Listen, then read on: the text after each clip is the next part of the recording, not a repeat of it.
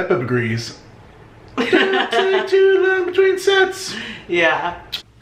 What's up, guys? It's Christy and Gary from Look Strong Naked.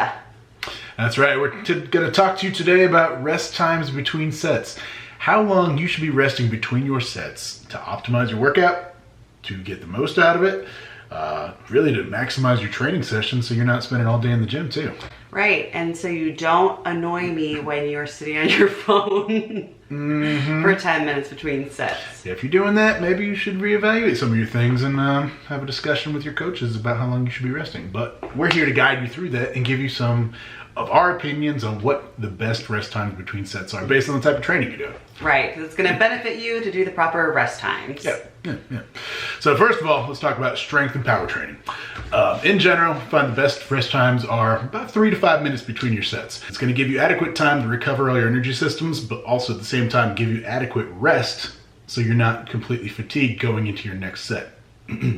Right, I would say you should have a timer or be watching the clock there. And it doesn't mean exactly at 3 or 5 minutes you gotta go. You can do it by feel, but it's important to have the time there, you know, especially if you're socializing and stuff like that, because 5 minutes can really easily turn into 15 minutes. Right. It's just without you even knowing.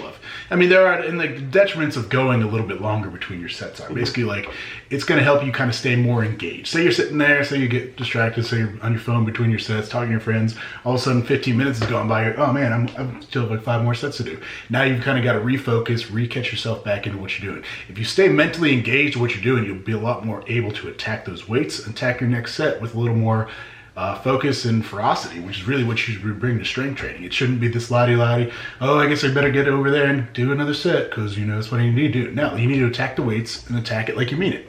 So keeping those rest periods shorter when you're ready to go will kind of just help you in that. Exactly. And you know, sports like and training like powerlifting already take a long time.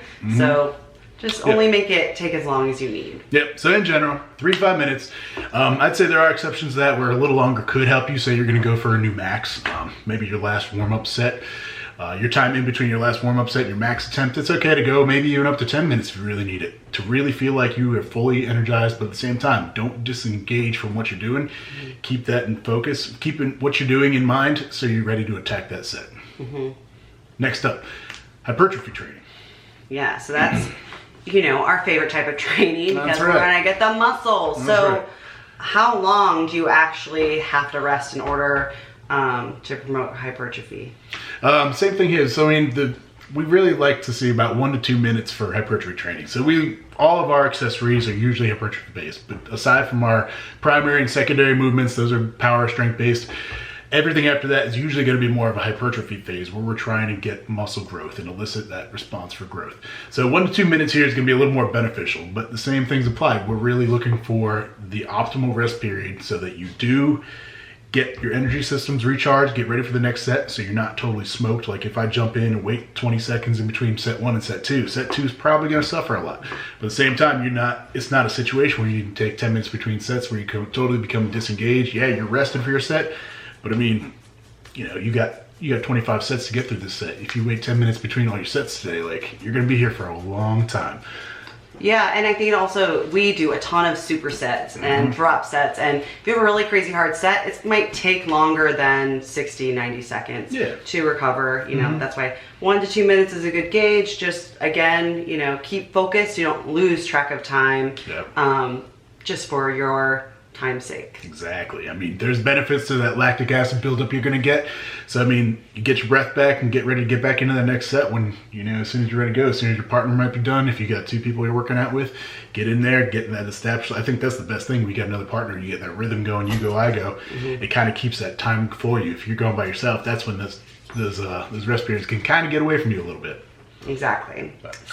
And then the last training type is endurance training. So muscular endurance training, which is, you know, not something we do a whole lot of in our program, but I mean, maybe towards the end of our burnouts type things and things like that. Yeah, and also with conditioning day, you are trying to build your work capacity, which basically we're just trying to, you know, get better at recovering between sets. So the way you can gauge your progress there is when you're able to get the rest times a little bit shorter between your sets anyway. So actually tracking, you know, you don't have to write down exactly how many seconds you rest, but you'll know that you're getting fitter or having better muscular endurance or better recovery if your rest times become shorter. Yeah. So I mean, in general, a good place to start with that though might be about a minute. You're going for longer duration sets and things like that, where you're getting a little bit more output on it, but you know, rest a minute, get your breath back just until you're ready to go again. And then, like Christy said, you know, you'll be able to track that progress as you're able to go quicker, as you're able to jump back into that next set. All right. Cool. All right, so that's what we think you should be doing as guidelines for your rest sets. That's what we like to do. I mean, in general, it's going to help you get in there and, you know, not waste time in the gym. That's one thing we like. There's a lot of work to be done. Get in there, get out, so you can enjoy the rest of your diet and the rest of your life. So, the rest of your life. The rest of your life can be things. You can do things other than spend 7 hours in the gym today doing 2 sets. We do. We do. Kind of. We're still there for a while, but right. You know, get what you can, stay engaged in your workout, and don't sit there and, you know, daydream all day between your sets. Don't get lost. I know there's social aspects to the gym, that's cool, but you know, there's a time and place for everything, so do what you gotta do. Mm-hmm. Cool. Then you need to show Peppa. What am I doing down here? I don't know. I didn't realize that. You're getting really aggressive there. Oops. You're crotch scratching. Crotch scratching. So, Peppa agrees.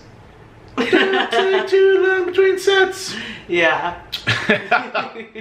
Anyway, like, subscribe, share, tell your friends, tell your moms, tell your friends' moms. Yeah, and let us know in the comments what you guys think.